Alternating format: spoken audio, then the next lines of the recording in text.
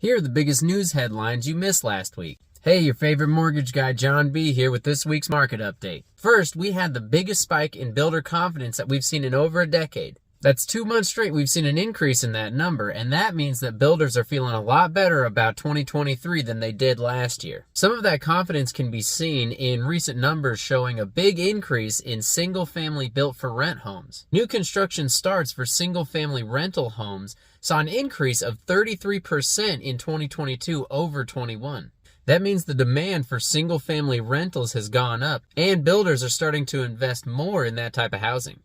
Elsewhere in the market, we saw a spike in retail sales of 3%. Now that's a lot higher than expected and sort of a mixed bag. More spending means more jobs and more money flowing through the economy. However, that also means that the economy is still running pretty hot, which is the opposite of what the Federal Reserve is going for with their interest rate hikes. We saw even more signs of an overheated economy in the inflation reports that came out this week. They said inflation was up 6.4% over last year, and prices were 0.5% higher than they were last month. So even though that's a decrease in the inflation rate over last month, it wasn't as much as we expected or needed. And in response to that, the Federal Reserve has signaled that there's probably going to be more and higher increases in the interest rate than we expected. Now, of course, none of that is what the market wanted to hear, and we got proof of that in the mortgage rates this week. They continued their upward trend and ended up at about 6.8% on average nationwide. So even though we're still better off than we were just a couple of months ago, this increase in rates doesn't spell great news for home sales.